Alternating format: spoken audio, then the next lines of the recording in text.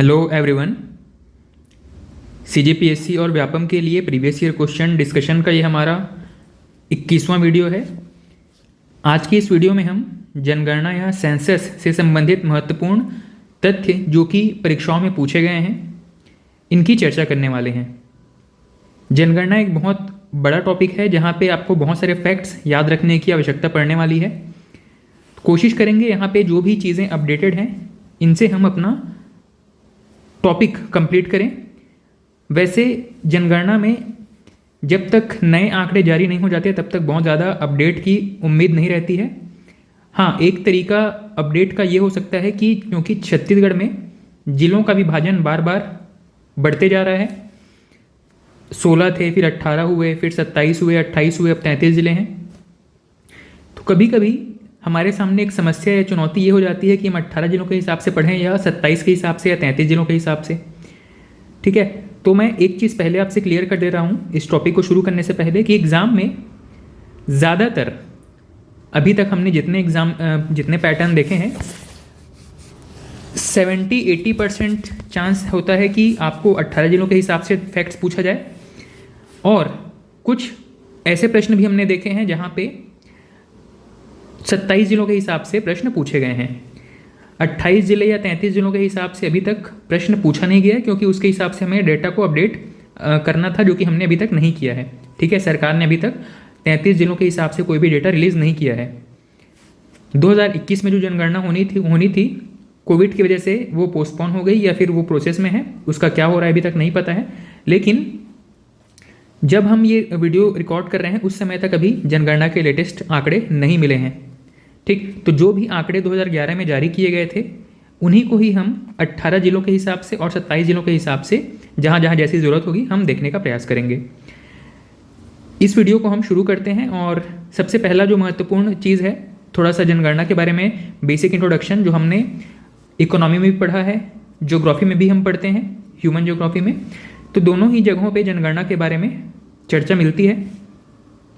और अलग अलग संस्थानों में या जहाँ भी आप पढ़ रहे हैं या जिस भी किताब से पढ़ रहे होंगे वहाँ पे जनगणना को या तो आपको इकोनॉमी में पढ़ा लिया जाता है या फिर ज्योग्राफी में पढ़ा लिया जाता है। ठीक है, अब हम जो जनगणना आज देखने वाले हैं ये हम बात कर रहे हैं केवल छत्तीसगढ़ के संदर्भ में। ठीक, तो इसमें सबसे पहली चीज़ क्या है कि जो जनगणना है यह एक संघ सूची का विषय है। अब संघ सूची क्या है ये आप पॉलिटी में खोजिएगा। ठीक, तो जनगणना संघ सूची का विषय है। इसकी शुरुआत 1872 में लॉर्ड मेयो के काल में हुआ था। पहला जनगणना अगर पूछा जाए तो 1872, लेकिन पहला दशकीय जनगणना की अगर शुरुआत कहें तो 1881 में हुआ था। 1881 में जनगणना की शुरुआत हुई थी। इस समय लॉर्ड रिपन थे। 1911 से 21 का जो समय था इसको जनसंख्या विभाजक दशक के नाम से जाना जाता है, क्योंकि इस समय जनसंख्या जो है वो बढ़ने की जगह घट गई थी या कम हो गई थी। ठीक है, जनरली हम एक ट्रेंड क्या देखते हैं, हर 10 साल बाद जो जनगणना का आंकड़े हमको मिलते हैं वहाँ पे इनको जनगणना बढ़ी हुई दिखाई देती है। लेकिन 1911 से 21 ऐसा पहली बार था जब जनगणना या संख्या बढ़ने की जगह कम हो गई थी, इसीलिए इसको जनसंख्या विभाजक वर्ष कहा जाता है। जहाँ जहाँ पे पिंक कलर से हाईलाइटेड है वो सभी एग्ज़ाम में पूछे हुए प्रश्न हैं। दो चीज़ें हैं, आपको दो चीज़ों पर ध्यान देते रहना है। एक तो है कोई फैक्ट जिसके सामने एग्ज़ाम और उसका डेट मेंशन किया गया हो, वो एग्ज़ाम में पूछा गया है, और अगर वहाँ पे ये डेट एग्ज़ाम का नाम और उसका वर्ष मेंशन नहीं किया गया है पर फिर भी अगर वो पिंक कलर से हाईलाइटेड है, इसका मतलब है कि बुक के प्रिंट होने के बाद वो चीज़ें अब पूछी गई हैं और मैंने उनको यहाँ पर अपडेट किया है। ठीक है, प्रीवियस क्वेश्चन ही हैं जिनको मैंने यहाँ पे पिंक कलर से हाईलाइट किया हुआ है। तो अगला फैक्ट है, नेक्स्ट फैक्ट है कि विश्व की जो जनसंख्या है वो 5 अरब से ज़्यादा बढ़ने की वजह से 1987 में 11 जुलाई को विश्व जनसंख्या दिवस घोषित किया गया था।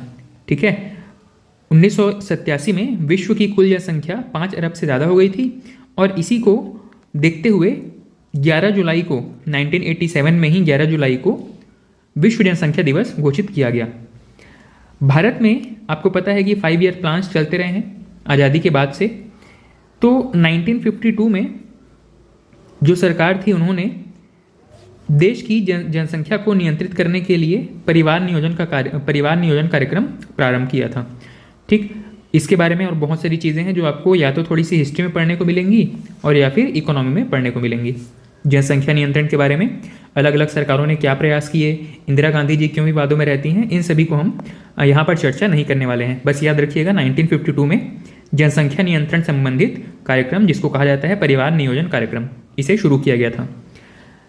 ऐसा कार्यक्रम शुरू करने वाला भारत पहला देश था। नेक्स्ट, जनगणना से संबंधित जो भी कार्य होता है इसका पूरा कंट्रोल रहता है रजिस्ट्रार जनरल के पास में, और ये जो रजिस्ट्रार जनरल है ये गृह मंत्रालय के अधीन आते हैं। ठीक, नेक्स्ट चीज़ है छत्तीसगढ़ में, अगर हम सीधे जनसंख्या के आंकड़ों की तरफ मूव करते हैं तो हमको एक फैक्ट है जो कि पूछा गया है, छत्तीसगढ़ में अलग अलग समुदाय का प्रतिशत जनसंख्या में कितना है। तो यहाँ पर सबसे ज़्यादा पॉपुलेशन हिंदू की है 93.25%। इसके अलावा बाकी के सभी जो है वो माइनॉरिटी के अंतर्गत आते हैं। अब माइनॉरिटी में कौन कौन आते हैं इसको याद रखिएगा। तो सरकार के द्वारा, केंद्र सरकार के द्वारा 6 धर्मों को माइनॉरिटी के रूप में घोषित किया गया है, जिसमें हिंदू को अगर छोड़ दे तो मुस्लिम, सिख, ईसाई, बौद्ध, जैन और पारसी, ये सभी अल्पसंख्यक की कैटेगरी में आते हैं। ठीक है, तो ये भी याद रखिएगा कि छत्तीसगढ़ में हिंदू मेजॉरिटी है 93.25% पॉपुलेशन के साथ में, और यही जो पॉपुलेशन है वो अगर भारत में देखें तो हिंदुओं का जो टोटल जनसंख्या है वो 79.08% के आसपास है, मतलब लगभग 79% इंडिया में, और छत्तीसगढ़ में 93% पॉपुलेशन हिंदू है। ठीक, इसके अलावा मुस्लिम, सिख, ईसाई, बौद्ध, जैन और पारसी, इन 6 कम्युनिटी को माइनॉरिटी या अल्पसंख्यक का दर्जा प्राप्त है देश में। अगला प्रश्न है, छत्तीसगढ़ में ईसाई धर्म मानने वाले सबसे ज़्यादा लोग कहाँ पाए जाते हैं, कहाँ रहते हैं। इनका निवास मुख्य रूप से है जशपुर में, और मुस्लिम समुदाय के ज़्यादातर लोग जो है वो रायपुर में निवास करते हैं। ठीक, नेक्स्ट महत्वपूर्ण चीज़ है 2011 के अंतिम आंकड़ों के अनुसार छत्तीसगढ़ में क्या क्या डेटा है जो कि हमारे लिए महत्वपूर्ण है। यहाँ पे इस टेबल में एक छोटा सा कंपैरिजन दिया गया है भारत और छत्तीसगढ़ के बीच में। देश की जनसंख्या की बात करें तो 2011 के हिसाब से 121 करोड़ था, जो कि छत्तीसगढ़ के लिए अगर हम देखें तो 2.55 करोड़ था। ठीक है, 2.55 करोड़, जो कि देश की जनसंख्या का कितना था, 2.11% है। ये फैक्ट सीधा सीधा एग्जाम में पूछा गया है। ठीक, अगला है जनसंख्या वृद्धि दर, growth rate, population growth rate की अगर बात करें तो देश में 17.69% की दर से जनसंख्या में वृद्धि हो रही है, जबकि राज्य में यही दर जो है वो 22.61% था। एग्ज़ाम में आपको ये जो फैक्ट्स हैं वो स्टेटमेंट बेस्ड क्वेश्चन में भी पूछे गए हैं। जैसे कि जिस एग्ज़ाम से मैंने इन चीज़ों को अपडेट किया है, अलग अलग एग्ज़ाम के क्वेश्चन पेपर से अपडेट किया है, वहाँ पे एक जगह यही फैक्ट जो है वो स्टेटमेंट के बेस पर पूछा गया था। स्टेटमेंट ये था कि 2011 की जनगणना के अनुसार भारत की जनसंख्या में 17.69% की वृद्धि हुई है, और सेकंड स्टेटमेंट था छत्तीसगढ़ की जनसंख्या वृद्धि दर भारत की तुलना में अधिक है। ठीक, तो यहाँ पे फैक्ट ना देकर के सीधा आपको ट्रेंड पूछ सकता है, ऐसे प्रश्न भी हमको देखने को मिलते हैं। ठीक, अगला है जनसंख्या घनत्व के बारे में। इसको यहाँ पर मैंने पिंक से इसलिए हाईलाइट नहीं किया है क्योंकि आगे जब आगे जो नेक्स्ट पेजेस होंगे वहाँ पे आपको ये चीज़ें हाईलाइटेड मिल जाएंगी। ठीक है, तो एक जगह ही मैंने कहीं पे उनको हाईलाइट किया है, हर जगह जहाँ जहाँ पे वो फैक्ट है सब जगह हाईलाइट करना संभव नहीं हो पाया था। तो यहाँ पे याद रखिएगा, ये प्रश्न भी पूछा गया है जनसंख्या घनत्व के बारे में। देश का जनसंख्या घनत्व है 382, जबकि छत्तीसगढ़ के लिए जनसंख्या घनत्व कितना है 189। सेक्स रेशियो या लिंगानुपात की बात करें तो देश में 943 और राज्य में 991, ये सभी 2011 के आंकड़ों के अनुसार हैं। अगला है लिटरेसी रेट। देश में साक्षरता दर था 72.99% और राज्य में, छत्तीसगढ़ राज्य में 70.28%। देश में नगरीय जनसंख्या की बात करें तो 31.15% जो पॉपुलेशन है नगरों में निवास करते हैं और छत्तीसगढ़ में बात करें तो लगभग 23.24% जनसंख्या ही नगरों में निवास करती है। ग्रामीण जनसंख्या की बात करें तो देश में 68.85% और राज्य में 76.76। अगर एसटी पॉपुलेशन की बात करें तो देश में इनका टोटल कंट्रीब्यूशन है 8.6% जबकि राज्य में 30.62%। और अनुसूचित जाति की अगर बात करें, पहला जो था वो एसटी या अनुसूचित जनजाति और ये वाला है एससी या अनुसूचित जाति। 16.63% है भारत में और राज्य में है 12.82%। ठीक। कार्यशील जनसंख्या की अगर बात करें, कार्यशील जनसंख्या मतलब 15 से लेकर के 59 या 60 ईयर्स तक के लोग, ऐसे लोग जो कि देश में जो वर्किंग पॉपुलेशन है उसमें अपना कंट्रीब्यूशन दे सकते हैं। ठीक। तो कार्यशील जनसंख्या छत्तीसगढ़ में कितनी है? 47.68% और देश में यही जनसंख्या जो है वो 39.8% है। तो छत्तीसगढ़ में जो 47.68% पॉपुलेशन है जो कि वर्किंग पॉपुलेशन की कैटेगरी में आ रही है, इसको अगर हम 100% माने तो इस 100% में से कृषक या एग्रीकल्चर लेबर्स कितने हैं? 44.54%। ठीक है। कृषि क्षेत्र में काम करने वाले कितने लोग हैं? 44.54%। ठीक। डायरेक्टली इनडायरेक्टली इसी क्षेत्र में लगे हुए 44.54%। ये ऐसे फैक्ट्स हैं जिनको अगर एग्जामिनर इनको टफ क्वेश्चन के तौर पे देना चाहेगा तो इन पॉइंट्स के बाद जो डिजिट्स हैं इन्हीं में ही हेर फेर करके आपको 4 ऑप्शन बना देगा, जैसे कि 44.5, 44.8, 44.3, इस तरीके से। और अगर बिल्कुल इजी तौर पे अगर देना चाहेगा तो रैंडम कुछ ऐसे डिजिट्स देगा जो कि 44 के दूर दूर होंगे, जैसे कि एक जगह 44 दे देगा, 34 दे देगा या फिर 25% दे देगा। इस तरीके से मतलब गैप इतना रहेगा कि अगर आपने हल्का सा भी इसको याद किया हुआ है, थोड़ा बहुत भी आपने इसके बारे में ऊपर से देखा हुआ है, तो आपको समझ में आ जाएगा कि आपने ऑलमोस्ट कितने के आसपास देखा था। ठीक है। तो इसमें आप याद रखिए बहुत ईजी से लेकर के बहुत डिफिकल्ट क्वेश्चन तक भी फ्रेम किए जा सकते हैं इन डेटा को लेकर के। ठीक। अगला प्रश्न है जनसंख्या घनत्व के बारे में। 2001 की जनसंख्या के हिसाब से छत्तीसगढ़ की जो जनसंख्या घनत्व थी वो थी 154 और 2011 के हिसाब से ये कितना हो गया? 189। ओवरऑल हम देखें तो 35 की वृद्धि हुई थी। यह प्रश्न पूछा गया था कितने की वृद्धि हुई थी। ठीक है।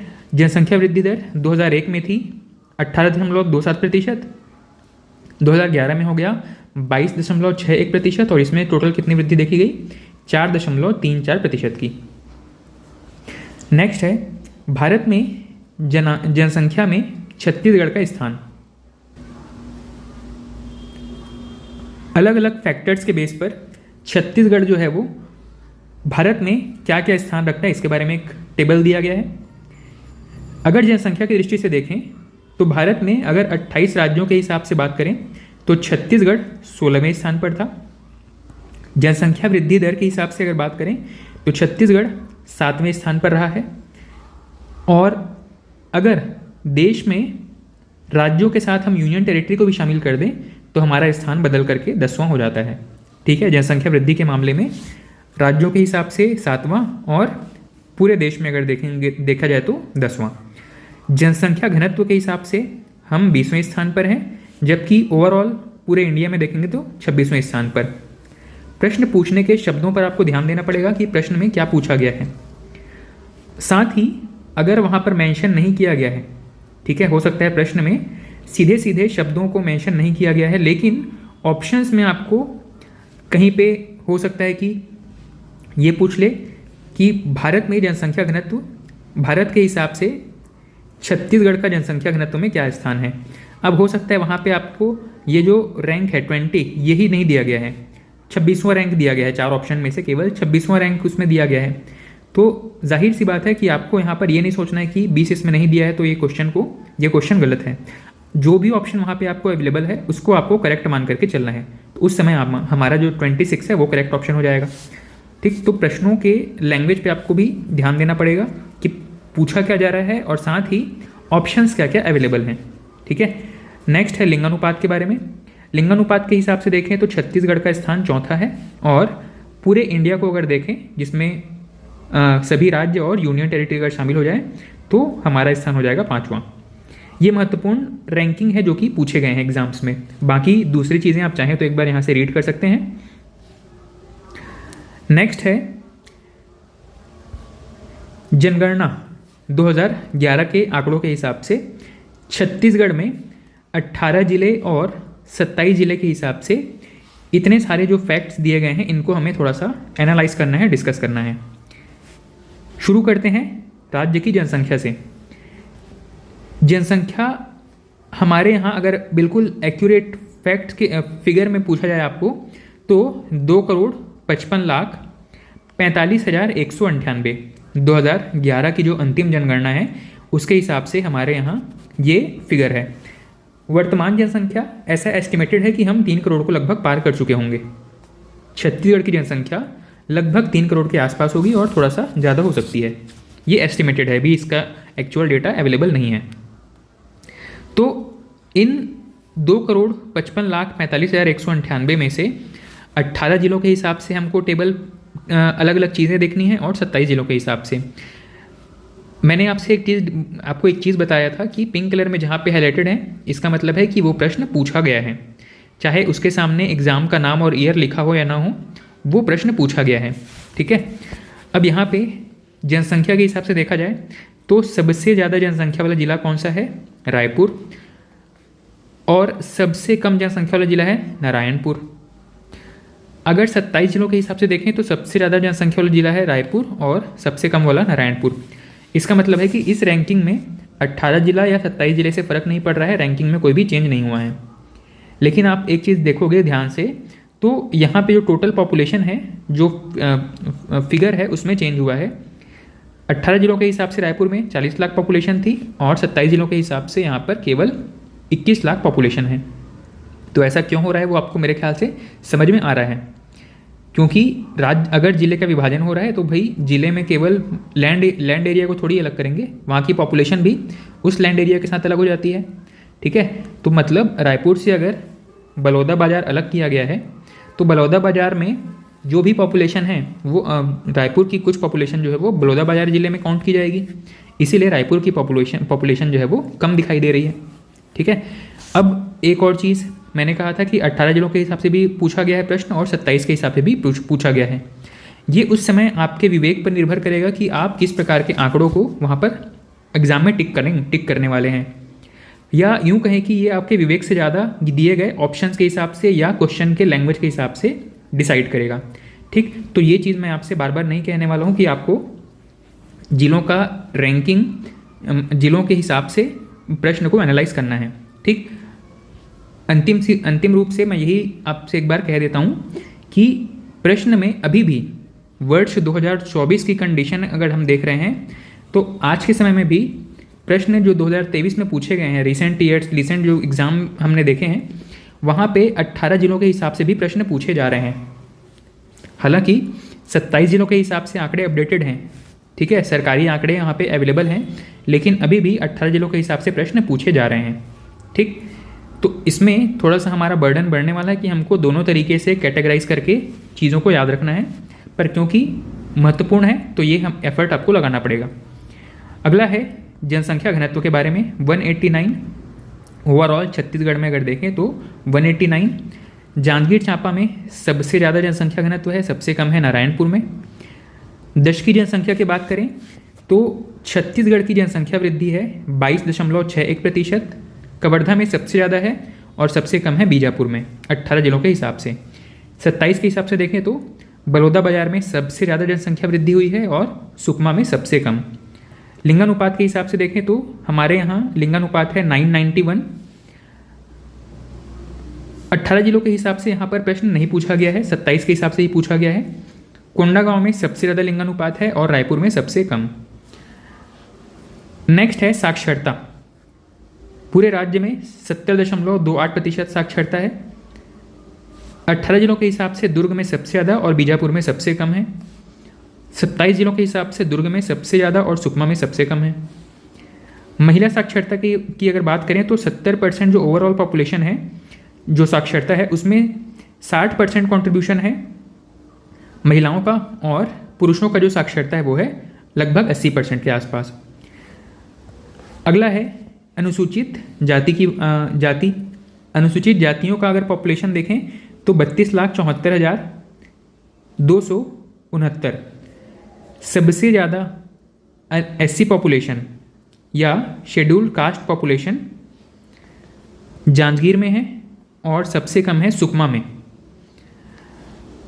अनुसूचित जाति का अगर प्रतिशत के हिसाब से देखें तो ये जो 32,74,269 जनसंख्या है, ये राज्य की कुल जनसंख्या का लगभग 12-13% के आसपास है। एग्जैक्ट कहें तो 12.82%। जांजगीर चांपा में सबसे ज़्यादा प्रतिशत पाया जा रहा है और दंतेवाड़ा में सबसे कम। अगर 27 जिलों के हिसाब से बात करें तो मुंगेली में सबसे ज़्यादा एससी पॉपुलेशन है। सबसे ज़्यादा प्रतिशत एससी का कहाँ है? मुंगेली में, और सबसे कम है सुकमा में। नेक्स्ट है अनुसूचित जनजाति। इनकी जनसंख्या 78,22,902 है। टॉप 3 जिले अनुसूचित जनजाति जनसंख्या के टॉप 3 जिले कौन कौन से हैं? सरगुजा, बस्तर और दंतेवाड़ा। ये हैं 18 जिलों के हिसाब से, और सबसे कम जनसंख्या है नारायणपुर में। वहीं 27 जिलों के हिसाब से देखें तो जशपुर, बस्तर, रायगढ़ टॉप 3 जिले हैं, और सबसे कम है बेमेतरा में। अनुसूचित जनजाति प्रतिशत की बात करें तो 30% के आसपास पॉपुलेशन में कंट्रीब्यूट करते हैं। प्रतिशत के हिसाब से सबसे ज़्यादा पॉपुलेशन है बीजापुर में, सबसे ज़्यादा एसटी पॉपुलेशन है बीजापुर में, सबसे कम है जांजगीर में। 27 जिलों के हिसाब से सबसे ज़्यादा है सुकमा में और सबसे कम है रायपुर में। नेक्स्ट है सर्वाधिक शहरी जनसंख्या। सबसे ज़्यादा शहरी जनसंख्या अगर बात करें तो दुर्ग जिले में है और सबसे कम है जशपुर में। यही चीज़ 27 जिलों के हिसाब से देखें तो दुर्ग में अभी भी सबसे ज़्यादा जनसंख्या है और सबसे कम है बलरामपुर में। नगरीय जनसंख्या की अगर बात करें तो 2000, अच्छा ये जो फैक्ट्स हैं ये भी एग्जाम में पूछे गए हैं। तो नगरीय जनसंख्या 2001 के हिसाब से थी 20.09%। 2011 के हिसाब से यही हो गया है 23.24%, और ओवरऑल वृद्धि पूछी गई है यहाँ पे 3.15% की वृद्धि हुई है इन 10 सालों में, 2001 से 11 के बीच में। शहरी जनसंख्या के बारे में देख लिए। नेक्स्ट है ग्रामीण जनसंख्या के बारे में। राज्य में ग्रामीण जनसंख्या के प्रतिशत है लगभग 3/4, 75-76% के आसपास। सबसे ज़्यादा ग्रामीण जनसंख्या है जशपुर में, सबसे कम है दुर्ग में, और 27 जिलों के हिसाब से सबसे ज़्यादा है बलरामपुर में, सबसे कम है दुर्ग में। शहरी जनसंख्या का जस्ट उल्टा यहाँ पे हमको दिखाई दे रहा है। अगला प्रश्न पूछा गया है 0 से 6 वर्ष तक के जो बच्चे हैं इनकी जनसंख्या कितनी है? इनकी कुल संख्या अगर देखा जाए 2011 के हिसाब से तो 36,61,689। 27 जिलों के हिसाब से इनकी सबसे ज़्यादा जनसंख्या है रायपुर में, सबसे कम है नारायणपुर में। नेक्स्ट है कार्यशील जनसंख्या के बारे में। कार्यशील जनसंख्या राज्य में लगभग 47-48% के आसपास है। कार्यशील जनसंख्या का मतलब है 15 वर्ष से लेकर के 59 ईयर तक के आयु वर्ग के लोग, जो कि देश की जीडीपी में या राज्य की जीडीपी में अपना श्रम दान करके या श्रम लगा करके कंट्रीब्यूट करते हैं। ठीक, इनको हम कहते हैं कार्यशील जनसंख्या। सबसे ज़्यादा कार्यशील जनसंख्या है जशपुर में और सबसे कम दुर्ग में। ठीक, ये जो आंकड़े हैं 27 जिलों के हिसाब से हैं, सबसे ज़्यादा जशपुर में और सबसे कम दुर्ग में। कार्यशील जनसंख्या में जशपुर या जो ट्राइबल बेल्ट के जो राज्य हैं, जिले हैं, उनके आने का पीछे रीज़न ये है कि ज़्यादातर पॉपुलेशन यहाँ पर एग्रीकल्चर में लगी हुई होती है। ठीक है। तो एग्रीकल्चर में बहुत सारे लोग अगर शामिल हैं तो वो कार्यशील जनसंख्या में वहाँ का प्रतिशत में वृद्धि कर देते हैं। जबकि दुर्ग या रायपुर जैसे जो शहर हैं यहाँ पर आपके स्किल्ड लेबर वाले काम या फिर क्या है कि सेवा क्षेत्र वाले काम जो है वो ज़्यादा सेवा क्षेत्र में योगदान देने वाले लोग ज़्यादा हैं, इसीलिए यहाँ पे वर्किंग पॉपुलेशन के जो परसेंट है वो लगभग कम दिखाई देता है। अगला प्रश्न पूछा गया है मातृ मृत्यु दर के बारे में। सबसे पहली चीज़ ये याद रखिएगा कि मातृ मृत्यु दर का जो भी आंकड़ा निकाला जाता है वो 1 लाख जीवित जन्म वाले शिशुओं पर निकाला जाता है, जबकि यहीं पर शिशु मृत्यु दर की जब गणना की जाती है तो यह प्रति 1000 पे की जाती है। यह प्रश्न जो है वो पूछा गया है, स्टेटमेंट वाले क्वेश्चन में पूछा गया है कि मातृ मृत्यु दर की गणना 1 लाख पर की जाती है, जबकि शिशु मृत्यु दर की गणना 1000 पर की जाती है। ठीक, अब नेक्स्ट फैक्ट ये है कि जब 2016 से 18 के आंकड़े रिलीज़ किए गए थे उस समय भारत में मातृ मृत्यु दर मतलब माताएं प्रसव के दौरान कितनी माताओं की मृत्यु हो जाती है, उनकी कुल संख्या थी 113। 1 लाख महिलाओं पर 113 महिलाओं की मृत्यु हो जाती थी। छत्तीसगढ़ में यही आंकड़ा है वो है 159 महिलाओं की डेथ हो जाती थी 1 लाख महिलाओं पर। ठीक, लेकिन वर्तमान में ये आंकड़ा जो है वो लगभग 137 तक पहुंच गया है। इसका मतलब ये है कि राज्य में चिकित्सा सुविधाएं या मेडिकल फैसिलिटीज़ बढ़ने की वजह से प्रसव के दौरान होने वाली मृत्यु की संख्या में कमी आ रही है। ठीक है, अगला महत्वपूर्ण चीज़ ये है कि 2030 तक इस आंकड़े को 100 से कम करने का लक्ष्य रखा गया है, केंद्र में भी और राज्य में भी। अगला है शिशु मृत्यु दर के बारे में। प्रति 1000 जन्म के पीछे मृत शिशुओं की संख्या को हम शिशु मृत्यु दर कहते हैं।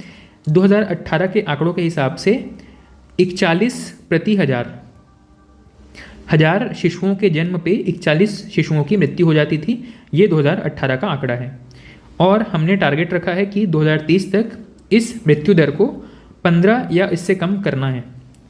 ठीक है, प्रति 1000 15 शिशुओं या उससे कम इनकी मृत्यु हो जाए तो ये एक्सेप्टेबल माना जाएगा। इससे मेडिकल फैसिलिटीज़ को हम इतना डेवलप करने का प्रयास कर रहे हैं।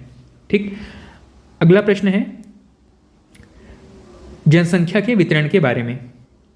फिर से वही चीज़, 18 जिलों के हिसाब से और 27 जिलों के हिसाब से आंकड़े अलग अलग हैं। कुछ जगहों पे आपको खुद कैलकुलेटिव गैस करना पड़ेगा कि ये 18 जिलों के हिसाब से पूछा गया है या 27 के हिसाब से। ठीक, एक प्रश्न पूछा गया है रायपुर के बारे में, स्टेटमेंट बेस्ड क्वेश्चन है। रायपुर सर्वाधिक जनसंख्या वाला जिला है, क्या ये फैक्ट करेक्ट है? तो ये बिल्कुल करेक्ट है। नेक्स्ट है सर्वाधिक पुरुष जनसंख्या वाला जिला है, ये फैक्ट भी करेक्ट है।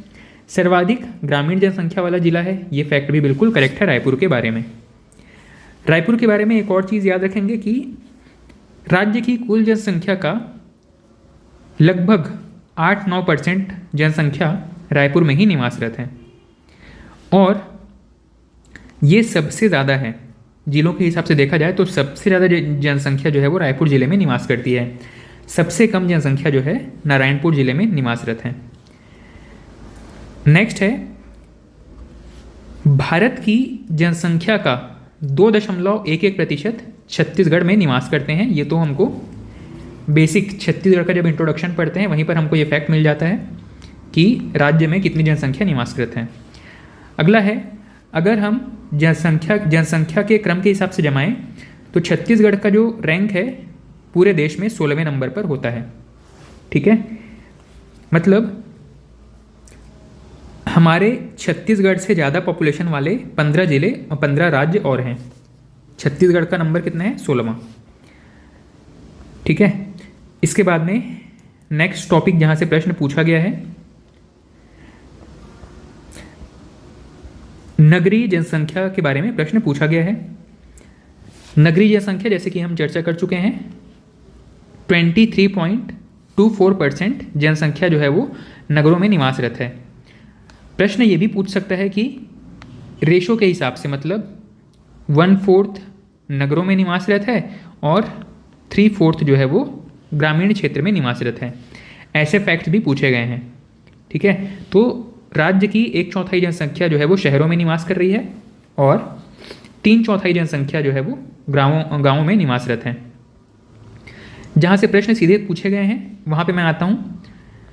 पूछा गया है कि 10 लाख से अधिक जनसंख्या वाले कितने जिले हैं और 1 लाख से अधिक जनसंख्या वाले कितने जिले हैं। अब याद रखिएगा, जो 10 लाख वाले हैं वो ऑलरेडी 1 लाख वाले में तो कवर हो ही जाएंगे। तो अगर सिंपली ये पूछा जाए कि 10 लाख से ज़्यादा जनसंख्या वाले कितने हैं 2011 के ही आंकड़ों के हिसाब से, तो रायपुर और दुर्ग ये दोनों ही जिले हैं जहाँ पे 10 लाख से ज़्यादा जनसंख्या निवासरत है। मतलब नगर की बात की जा रही है। रायपुर और बिलासपुर 2 ऐसे नगर हैं जहाँ पे 10 लाख से अधिक जनसंख्या निवासरत है।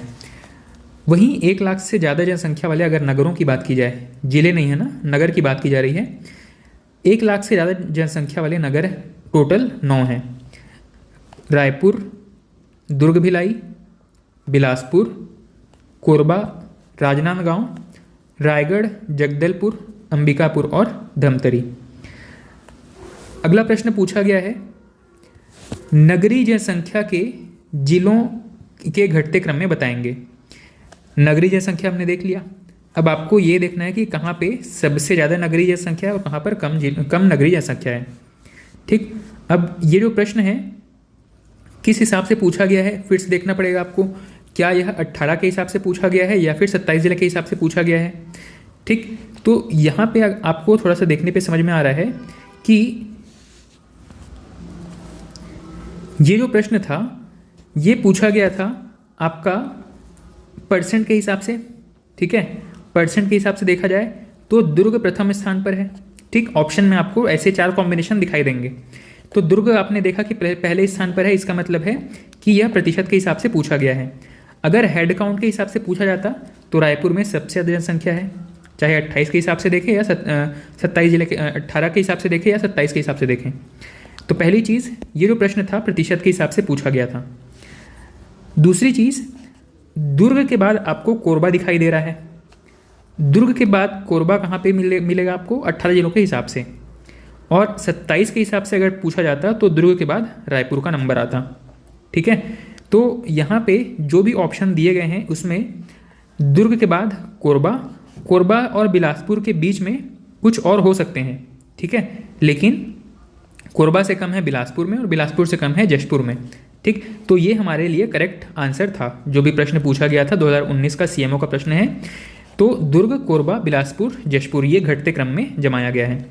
ये इस प्रश्न में ये नहीं पूछा गया था कि टॉप 3 या बॉटम 3 को जमाइए, इसमें सिर्फ घटते या बढ़ते क्रम में आपको जमाना था। तो घटते क्रम के हिसाब से देखा जाए तो दुर्ग, कोरबा, बिलासपुर और जशपुर ये हमारा करेक्ट सीक्वेंस है। और सबसे ज़्यादा प्रतिशत कहाँ पर निवास करती है तो दुर्ग में। ठीक है, नेक्स्ट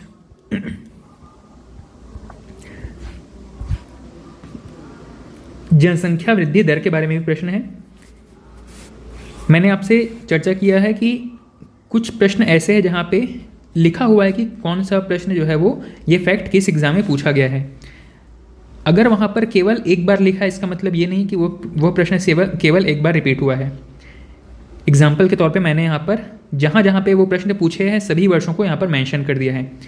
ठीक है, तो यहाँ पे हालांकि एक ही बार बता रहा है कि 2019 के पटवारी के पेपर में आया है, लेकिन 2014, 15, 18, 19, 20, 21 अलग अलग एग्ज़ाम, अलग अलग पेपर्स में यही प्रश्न पूछा जा चुका है। बताने का उद्देश्य सिर्फ इतना है। जनसंख्या वृद्धि दर की बात करें तो ये फैक्ट हम चर्चा कर चुके हैं। राज्य की जनसंख्या वृद्धि दर 2011 के हिसाब से देखा जाए तो 22.61% है, जबकि 2001 की जनसंख्या के हिसाब से 18.27% था। ठीक, 18 जिलों के हिसाब से सबसे ज़्यादा जनसंख्या वृद्धि वाले जिले कौन कौन से हैं तो टॉप 3 हैं कवर्धा या कबीरधाम, रायपुर और बिलासपुर। टॉप 3 जनसंख्या वृद्धि वाले जिले कबीरधाम, रायपुर, बिलासपुर। जबकि सबसे कम जनसंख्या वृद्धि वाले जिलों की बात की जाए तो बीजापुर, दंतेवाड़ा और कोरिया। 27 जिलों के हिसाब से यहाँ पे आंकड़े बदल जाते हैं। सबसे ज़्यादा वृद्धि है बलौदाबाजार में, सेकंड है बेमेतरा, तीसरा है कबीरधाम, और सबसे कम में सुकमा, बीजापुर और बालोद। अगला प्रश्न है 28 राज्यों में अगर हम जनसंख्या वृद्धि की चर्चा करें तो छत्तीसगढ़ का स्थान होता है 7वां। ठीक, और इसमें हम यूनियन टेरिटरी को भी शामिल कर देते हैं तो हमारा स्थान हो जाता है 10वां। ठीक है, अगला है जनसंख्या घनत्व के बारे में। जनसंख्या घनत्व के बारे में क्या प्रश्न पूछा गया है? पूछा है कि 2011 और 2001 के आंकड़ों के बीच कितना अंतर था। तो आपको 2011 के भी आंकड़े पता होने चाहिए।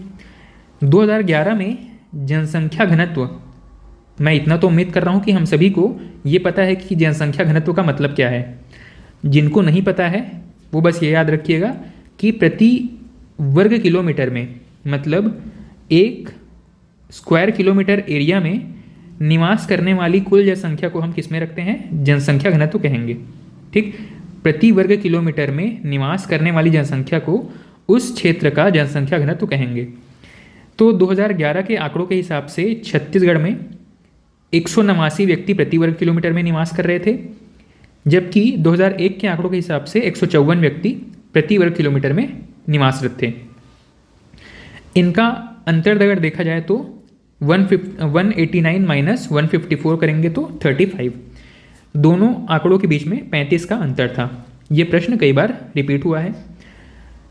ये जो जनसंख्या के बारे में पूछा गया घनत्व, 18 जिलों के हिसाब से सबसे ज़्यादा जनसंख्या घनत्व वाला जिला कौन सा है? जांजगीर चांपा, सेकंड है दुर्ग और तीसरा है रायपुर। अब आपको एक चीज़ ये भी समझ में आ रहा है कि यहाँ पे जनसंख्या घनत्व के बारे में अगर पूछा गया है तो केवल 18 जिलों के हिसाब से पूछा गया है। 27 जिलों के बारे में एक भी बार ये प्रश्न नहीं पूछा है। ठीक, पर फिर भी फ्यूचर में अगर संभव है कि यहाँ से प्रश्न पूछे जा सकते हैं, इसलिए आप दोनों के डेटा को एक बार रिवाइज करेंगे। फिलहाल 18 के हिसाब से अगर देखें तो सबसे ज़्यादा जनसंख्या घनत्व है जांजगीर चांपा में, सेकंड दुर्ग, तीसरा रायपुर, सबसे कम नारायणपुर, बीजापुर और दंतेवाड़ा। ठीक, इसके बाद में नेक्स्ट हमारा टॉपिक है लिंगानुपात या सेक्स रेशो के बारे में। यहाँ से बहुत सारे प्रश्न पूछे गए हैं। आप देखेंगे इस पेज में खूब सारे पिंक कलर से हाईलाइटेड पॉइंट्स आपको दिखाई देंगे। ठीक, तो लिंगानुपात का मतलब क्या होता है? लिंगानुपात का मतलब है फीमेल अपॉन मेल या महिला अनुपात पुरुष। प्रति 1000 पुरुषों पर महिलाओं की संख्या, इसको कहा जाता है लिंगानुपात। प्रति 1000 पुरुषों पर महिलाओं की संख्या को कहा जाता है लिंगानुपात। और छत्तीसगढ़ का लिंगानुपात कितना है? 2011 के हिसाब से 991। ठीक है, छत्तीसगढ़ में 991 महिलाएं प्रति 1000 पुरुष निवासरत हैं। इसके अलावा 2001 की जनगणना के हिसाब से देखें तो 989, 2001 की जनगणना की तुलना में 2011 में 2 का वृद्धि हुआ था। लिंगानुपात में 2 इकाई का वृद्धि हुआ था। अगला है लिंगानुपात के हिसाब से अगर ही चर्चा करें तो ग्रामीण जनसंख्या में लिंगानुपात का क्या अनुपात है? तो यहाँ पे 1001 महिलाएं प्रति 1000 पुरुष हैं, जबकि शहरी जनसंख्या में यहाँ पे हमें निगेटिव रेशो दिखाई देता है, मतलब 958 महिलाएं हैं प्रति 1000 पुरुष। अगला प्रश्न है 18 जिलों के हिसाब से और 27 जिलों के हिसाब से प्रश्न पूछे गए हैं, इनको ध्यान देके देना है आपको। 18 जिलों के हिसाब से ऐसे कितने जिले हैं जहाँ पे लिंगानुपात 1000 से अधिक है? यह प्रश्न भी पूछा गया है। कितने जिले ऐसे हैं जहाँ पे 1000 से कम लिंगानुपात है? ये भी प्रश्न पूछा है। ठीक, और इसीलिए मैंने 27 के हिसाब से भी वो चीज़ें यहाँ पर मेंशन कर दी हैं। ध्यान दीजिएगा, 18 जिलों के हिसाब से 7 जिले ऐसे थे जहाँ पे महिलाओं की संख्या 1000 से ज़्यादा थी, 11 जिले ऐसे थे जहाँ पे महिलाओं की संख्या 1000 से कम थी। 27 जिलों के हिसाब से यही आंकड़े बदल गए हैं और 13 जिले ऐसे हैं जहाँ पे महिलाओं की संख्या 1000 से ज़्यादा है, 14 जिले ऐसे हैं जहाँ पे महिलाओं की संख्या 1000 से कम है। ठीक। 18 जिलों में अगर देखें तो सबसे ज़्यादा लिंगानुपात वाला जिला है बस्तर। यहाँ पे महिलाओं की संख्या 1023 है, पुरुष की संख्या 1000, मतलब 1000 पुरुषों के पीछे यहाँ पर 1023 महिलाओं की काउंटिंग की जा सकती है। दूसरा है दंतेवाड़ा। सर्वाधिक की अगर टॉप 3 या टॉप 4 देखें तो सबसे ज़्यादा है बस्तर, सेकंड है दंतेवाड़ा, तीसरा है महासमुंद और चौथा है राजनांदगांव। इसके अलावा ऐसे कौन कौन से ज़िले हैं जो कि 1000 से ज़्यादा महिला जनसंख्या वाले हैं, तो हमने चर्चा किया है कि 7 ज़िले ऐसे हैं, ठीक है। 18 जिलों में 7 ज़िले ऐसे थे जो कि 1000 से ज़्यादा लिंगानुपात वाले थे। तो इसमें धमतरी, कांकेर और जशपुर भी शामिल हैं, ठीक। धमतरी, जशपुर और कांकेर। धमतरी, कांकेर और जशपुर, यहाँ पे भी महिलाओं की संख्या 1000 से ज़्यादा है, ठीक। तो अगर टॉप 3 की बात करें तो बस्तर, दंतेवाड़ा, महासमुंद, और बॉटम 3 की बात करें तो कोरिया, कोरबा और बिलासपुर। वहीं 27 जिलों के हिसाब से कोंडागांव, दंतेवाड़ा और बालोद सबसे ज़्यादा लिंगानुपात वाले ज़िले हैं और सबसे कम में रायपुर, दुर्ग और कोरिया, ठीक। ये प्रश्न जो है वो 2013, 19 और 2023 में भी रिपीट हुए हैं। अब आप यहाँ पर एक और ट्रेंड जो मैंने आपसे चर्चा किया था कि अभी भी 2018 के आंकड़े पूछे जा रहे हैं, ये चीज़ यहाँ पे प्रूव होती है। 2023 के ही किसी एग्ज़ाम में 18 जिलों के हिसाब से लिंगानुपात पूछा गया था, ठीक है। और बाकी के बारे में हम चर्चा कर ही चुके हैं कि 2015 के प्रश्न में 27 जिलों के हिसाब से भी पूछा गया है। तो यहाँ पे बड़ा ही कह सकते हैं कि डिफ़िकल्टी या चैलेंज हमारे पास यही है कि हम एक बार इन्हीं आंकड़ों को 18 जिलों के हिसाब से याद कर रहे हैं, फिर 27 जिलों के हिसाब से याद कर रहे हैं, और इसमें कन्फ्यूजन जो है वो लगातार बढ़ते चला जाता है। फिर भी हम कोशिश यही करेंगे कि जितना ज़्यादा हो सके इनको रिवीजन करके और वहाँ पे ऑप्शन के हिसाब से हम ठीक करने की स्थिति में पहुँच जाएं। ये फैक्ट्स हमेशा आपको रटा रहे बिल्कुल ज़रूरी नहीं है, पर एग्ज़ाम में 4 ऑप्शन देख के आपको याद आ जाए, इतनी ही रिक्वायरमेंट है यहाँ पे रिवीजन की। नेक्स्ट टॉपिक है यहाँ पे SC/ST कैटेगरी में लिंगानुपात की क्या पोजीशन है या क्या सिचुएशन है। तो सबसे पहली चीज़, SC में लिंगानुपात कैसा है। SC कैटेगरी में 27 जिलों के आधार पे लिंगानुपात पूछा गया है और यहाँ पे सबसे ज़्यादा है राजनांदगांव में, सबसे कम है सुकमा में। ST कैटेगरी के हिसाब से सबसे ज़्यादा लिंगानुपात है दंतेवाड़ा में और सबसे कम है रायपुर में। अगला है ग्रामीण और नगरीय जनसंख्या में लिंगानुपात। तो ग्रामीण लिंगानुपात है 1001 और शहरी लिंगानुपात है 956। इसकी चर्चा मैं पहले ही कर चुका हूँ। इसके अलावा एक प्रश्न स्टेटमेंट बेस्ड पूछा गया था, जहाँ पे दक्षिण छत्तीसगढ़ में खास करके दंतेवाड़ा और कोंडागांव में लिंगानुपात अधिक होने के क्या कारण हैं, ऐसा पूछा गया था।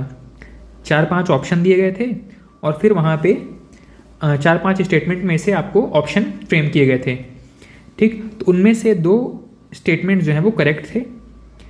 दंतेवाड़ा और कोंडागांव में लिंगानुपात अधिक है, इसके पीछे रीज़न ये है कि यहाँ पे पुरुषों की मृत्यु दर अधिक है, महिलाओं का जो जीवन है जो यहाँ पे ज़्यादा लंबा है, पुरुष यहाँ पर कम जी रहे हैं।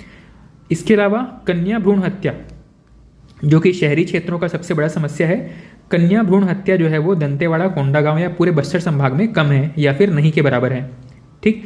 तो ये दोनों रीजंस हैं जिसकी वजह से दंतेवाड़ा और कोंडागांव में लिंगानुपात बेहतर है। अगला प्रश्न है 1000 से ज़्यादा लिंगानुपात वाले ज़िले कौन कौन से हैं। तो इसकी चर्चा मैं हालांकि वहाँ पर कर चुका हूँ थोड़ी देर पहले। 18 जिलों के हिसाब से 7 जिले ऐसे हैं जहाँ पे 1000 से ज़्यादा महिलाएं हैं। बस्तर, दंतेवाड़ा, महासमुंद, राजनांदगांव, धमतरी, कांकेर और जशपुर। यही अगर 27 जिलों के हिसाब से देखा जाए तो 13 जिले ऐसे हैं जहाँ पे 1000 से ज़्यादा पॉपुलेशन है। इस चीज़ की उम्मीद कम है कि आपको जिलों के नाम पूछ लिया जाए या जिलों को सीक्वेंस में अरेंज करने के लिए पूछ लिया जाए, पर अगर संभव हो तो एक बार इसको रीड करके और कोशिश करेंगे कि ऑप्शन देख के हम वहाँ पे करेक्ट एलिमिनेशन कर लें। तो कोंडागांव, दंतेवाड़ा, बालोद, गरियाबंद, बस्तर, सुकमा, राजनांदगांव, धमतरी, जशपुर, बलौदाबाजार और बेमेतरा, ये ऐसे ज़िले हैं जहाँ पे महिलाओं की संख्या 1000 से अधिक है। अगला प्रश्न पूछा गया है अनुसूचित जनजातियों में लिंगानुपात के बारे में। 11 जिले ऐसे हैं जहाँ पे अनुसूचित जातियों में महिलाओं की संख्या ज़्यादा है, महिलाओं का जो लिंगानुपात है वो ज़्यादा है। और अनुसूचित जनजातियों के बारे में अगर देखा जाए तो 21 जिले ऐसे हैं जहाँ पे महिलाओं की संख्या 1000 से ज़्यादा है। ठीक, अगला है कार्यशील जनसंख्या के बारे में। मैंने अभी आपसे डिस्कस किया कि कार्यशील जनसंख्या किसको कहेंगे, तो 15 वर्ष या उससे ऊपर और 59 वर्ष तक की जो आयु के जो लोग हैं इनको हम कार्यशील जनसंख्या के अंतर्गत रखते हैं। यहाँ पे प्रश्न पूछा गया है कि राज्य में कार्यशील जनसंख्या का प्रतिशत कितना है, 47.68%। इसी कैटेगरी में सबसे ज़्यादा और सबसे कम कार्यशील जनसंख्या कहाँ है, तो सबसे ज़्यादा हम चर्चा कर चुके हैं जशपुर में और सबसे कम दुर्ग जिले में। अगला प्रश्न है लिंगानुपात के ही बारे में कुछ एक्स्ट्रा फैक्ट्स हैं यहाँ पे। सबसे ज़्यादा लिंगानुपात वाला जिला कोंडागांव, 27 जिलों के हिसाब से ये प्रश्न पूछे गए हैं। सबसे कम लिंगानुपात वाला जिला रायपुर। छत्तीसगढ़ का औसत लिंगानुपात 991, और ये जो फैक्ट है आपका 2011 के अकॉर्डिंग है। छत्तीसगढ़ में अनुसूचित जातियों का औसत लिंगानुपात 994, जनजातियों का औसत लिंगानुपात 1020 और 6 वर्ष तक की आयु के बच्चों का लिंगानुपात 969। साथ ही 6 वर्ष से कम आयु के बच्चों जो कि जनजातीय समुदाय से हैं, SC ST के संबंधित हैं, इनका लिंगानुपात पूछा गया है 992। ठीक, औसत लिंगानुपात छत्तीसगढ़ का है 991। अनुसूचित जातियों में SC में अगर पूछा जाए तो 994, ST में 1020। ओवरऑल जो बच्चे हैं इनका लिंगानुपात है 969 और SC ST कैटेगरी में अगर देखा जाए तो 992। नेक्स्ट है 28 राज्यों के हिसाब से लिंगानुपात में छत्तीसगढ़ का स्थान चौथा है और पहला स्थान है केरल का। यहाँ पे लिंगानुपात है लगभग 1084। 1084 महिलाएं हैं 1000 पुरुषों पर। यही लिस्ट अगर हम संघ शासित क्षेत्रों को शामिल करने के बाद अगर बनाएं तो छत्तीसगढ़ का स्थान अब हो जाता है 5वां, राज्यों के हिसाब से चौथा और पूरे इंडिया में 5वां। लिंगानुपात में शिशु लिंगानुपात के हिसाब से अगर देखा जाए तो छत्तीसगढ़ का स्थान अभी भी चौथे नंबर पर है। मतलब केवल राज्यों के हिसाब से देखा जाए तो भी ओवरऑल हमारा रैंकिंग चौथा है। 28 राज्यों में ही शिशु लिंगानुपात के हिसाब से देखा जाए तो भी हमारी रैंकिंग चौथे नंबर पर है। यूनियन टेरिटरी को शामिल करने से हमारी रैंकिंग एक पायदान पीछे चली जाती है और छत्तीसगढ़ 5वें नंबर पर चला जाता है। इसके अलावा प्रजनन दर और आपका संस्थागत प्रसव, इनके बारे में ही प्रश्न पूछा गया है। संस्थागत प्रसव के बारे में जनरली आपको करंट अफेयर से अपडेट करना पड़ेगा, क्योंकि यहाँ पे एक फैक्ट पूछा जाता है कि छत्तीसगढ़ में वर्तमान संस्थागत प्रसव का प्रतिशत कितना है। तो 2015-16 के हिसाब से छत्तीसगढ़ में होने वाले कुल चाइल्ड बर्थ में से 70% के आसपास हॉस्पिटल में होता है। हॉस्पिटल में जो होता है उसको हम संस्थागत प्रसव कहते हैं। प्रजनन दर की बात करें या टोटल फर्टिलिटी रेट की बात करें तो यहाँ पे कोई भी महिला अपने जीवन काल में जितने बच्चों को जन्म दे सकती है उसे ही प्रजनन दर कहा जाता है। प्रश्न पूछा गया था छत्तीसगढ़ की वर्तमान प्रजनन दर कितनी है। ठीक, टोटल फर्टिलिटी रेट कितना है। तो 2016-17 की कंडीशन के हिसाब से देखा जाए तो महिलाओं में 2.3 प्रजनन दर है। ठीक, आदर्श स्थिति क्या है 2.1। 2.1 होने से आदर्श स्थिति ये है कि देश की जनसंख्या में वृद्धि नहीं होगी। जितने लोग विवाह करके बच्चे पैदा करेंगे और उनका रिप्लेसमेंट उनके ही बच्चे कर देंगे। मतलब 2 महिला पुरुष थे, विवाह के बाद में उनके 2 बच्चे हुए, महिला पुरुष की मृत्यु के बाद में उनके बच्चों ने उन महिला पुरुष का स्थान ले लिया और ओवरऑल जो पॉपुलेशन ग्रोथ है वो जीरो रह जाएगा। इसी कंडीशन को हम कहते हैं आदर्श स्थिति, जहाँ पे पॉपुलेशन में वृद्धि न हो। बच्चे तो नए पैदा होते रहेंगे पर पॉपुलेशन में वृद्धि ना हो।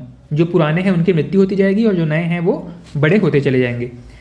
अगला प्रश्न है साक्षरता दर के बारे में। छत्तीसगढ़ में साक्षरता दर अगर देखा जाए तो ओवरऑल 70% है, 70.28%। जहाँ पे महिला साक्षरता दर यहाँ पर कितनी है? महिला साक्षरता है 60.24% और पुरुष साक्षरता है 80.27%। अगर वृद्धि की बात की जाए तो महिला साक्षरता में 8.74% की वृद्धि हुई है, पुरुष की तुलना में ज़्यादा हुई है। और पुरुषों की साक्षरता दर में हुई है 4.07% की वृद्धि। एक प्रश्न पूछा गया था, हालांकि ऐसे प्रश्न के लिए आप बिल्कुल तैयार नहीं हो पाएंगे कितना भी पढ़ लेंगे, पर ऐसे फैक्ट जो है वो रैंडम टाइप के होंगे जहाँ पे तुक्का मारने के अलावा ऑप्शन रहता नहीं है। एक प्रश्न पूछा गया था कि इनमें से किस राज्य की तुलना में छत्तीसगढ़ की साक्षरता दर अधिक है? अब आपको या तो पता हो कि हर एक राज्य में साक्षरता दर कितनी है, या फिर लिस्ट पता हो कि साक्षरता दर के मामले में कौन सा फर्स्ट, सेकंड, थर्ड है इस हिसाब से। तो यहाँ पे ऑप्शन में करेक्ट ऑप्शन था राजस्थान। छत्तीसगढ़ की साक्षरता दर जो है वो राजस्थान से अधिक है। ठीक, प्रतिशत की बात हमने कर ली। ओवरऑल 70.28%, पुरुषों का 80.27, महिलाएं हैं 60.24%। अब ये साक्षरता दर जिलों के आधार पर भी पूछा गया है। जितने हाईलाइटेड है उसके हिसाब से आप अंदाजा लगा पा रहे हैं कि प्रश्न 18 जिलों पर भी पूछा गया है और 27 जिलों के आधार पर भी पूछा गया है। 18 जिलों के हिसाब से सबसे ज़्यादा साक्षरता है दुर्ग में, सेकंड धमतरी में, तीसरा राजनांदगांव में, सबसे कम है बीजापुर में। 27 जिलों के हिसाब से देखा जाए तो दुर्ग, रायपुर और बालोद ये टॉप 3 जिले हो जाएंगे। सबसे कम है सुकमा में और उससे थोड़ा ज़्यादा है बीजापुर में। तो न्यूनतम पूछा जाए तो सुकमा और बीजापुर, साथ में नारायणपुर। टॉप 3 दुर्ग, रायपुर, बालोद और बॉटम 3 सुकमा, बीजापुर और नारायणपुर। ठीक, अब यहीं पे 27 जिलों में हमको पुरुष और महिला साक्षरता के बारे में भी प्रश्न पूछा गया है। अब ये प्रश्न किसी भी फॉर्मेट में पूछा गया हो, चाहे फिल इन द ब्लैंक्स पूछा गया हो या मैच द फॉलोइंग पूछा गया हो, पर प्रश्न पूछा गया है। पुरुषों में साक्षरता दर दुर्ग, बालोद और रायपुर ये टॉप 3 जिले हैं। पुरुषों की साक्षरता दर के हिसाब से देखा जाए तो दुर्ग, बालोद, रायपुर ये टॉप 3 हैं। और महिला साक्षरता दर के हिसाब से देखा जाए तो दुर्ग यहाँ पे भी टॉप पे है और बीजापुर सबसे कम, महिला साक्षरता बीजापुर में सबसे कम है। अगला प्रश्न है साक्षरता दर के हिसाब से छत्तीसगढ़ की रैंकिंग क्या है? छत्तीसगढ़ है 20वें स्थान पर और हमारा जो ओवरऑल साक्षरता प्रतिशत है वो है 70.24%। नेक्स्ट कुछ एक्स्ट्रा फैक्ट हैं जो कि यहाँ पे मैंने मेंशन किए हैं, परीक्षा में पूछे गए हैं। अब यहाँ पे एक रैंडम फैक्ट पूछ लिया था कि सरगुजा में साक्षरता दर कितना है। अब ये प्रश्न पूरी तरीके से ऐसा प्रश्न है कि जिसने जो व्यक्ति पढ़ के गया है वो बिल्कुल इसको सही करके आएगा और जिसने नहीं पढ़ा है उसके पास केवल तुक्का मारने का ऑप्शन रहेगा। तो ऐसे प्रश्नों के बारे में बहुत सोचने की आवश्यकता नहीं है। इतने सारे फैक्ट हम अभी देख चुके हैं इस एक वीडियो के अंदर कि इनको ही अगर हम रिवीजन कर लें ठीक से तो ऐसे फैक्ट्स जो रैंडम फैक्ट्स हैं इनके बारे में हमको तनाव लेने की आवश्यकता नहीं पड़ेगी। ठीक, तो प्रश्न पूछा गया था सरगुजा में साक्षरता दर कितनी है? आंसर है 60%। ये सारे आंकड़े 2011 के हिसाब से हैं। फिर इकोनॉमिक सर्वे 2020-21 के हिसाब से एक प्रश्न पूछा गया था कि महिला साक्षरता में आप ये जो जिले दिए गए हैं इनको घटते बढ़ते क्रम में लगाइएगा। ठीक है, 2021 का प्रश्न था। तो इकोनॉमिक सर्वे 2020-21 के हिसाब से सबसे ज़्यादा महिला साक्षरता है राजनांदगांव में, फिर कोरबा में, फिर महासमुंद में, फिर नारायणपुर में। और सबसे ज़्यादा एससी साक्षरता वाला जिला कौन सा है? बालोद। ठीक, तो ऐसे प्रश्न जो कि यहाँ पर शामिल नहीं किए गए हैं उनको मैंने अलग से यहाँ पे नोट कर दिया है। अगला प्रश्न है साक्षरता दर में वृद्धि के बारे में। वृद्धि के हिसाब से अगर देखा जाए तो 2001 से 11 के तुलना 2001 से 1 और 11 के बीच में 6.38% की वृद्धि हुई है, जहाँ पे पुरुषों में 4% और महिलाओं में लगभग 8% की वृद्धि हुई है। बाकी के फैक्ट्स लगभग हम चर्चा कर चुके हैं। ओवरऑल साक्षरता दर 70.28%। पुरुष और महिलाओं की भी चर्चा कर चुके हैं। महिला साक्षरता लगभग 60%, पुरुष साक्षरता लगभग 80%। और इस 80% में से ग्रामीण पुरुष और शहरी पुरुष के बारे में प्रश्न पूछा गया है। तो ग्रामीण पुरुषों में 78% और महिला शहरी पुरुषों में लगभग 91% साक्षरता दर है। वहीं ग्रामीण महिलाओं में लगभग 55% और शहरी महिलाओं में लगभग 77% साक्षरता दर है। ठीक इस प्रकार से सेंसस वाले टॉपिक में इतनी चीज़ें हैं जो कि अलग अलग परीक्षाओं में पूछी गई हैं। जहाँ तक संभव हो सका मैंने सभी प्रश्नों को कवर करने का प्रयास किया है।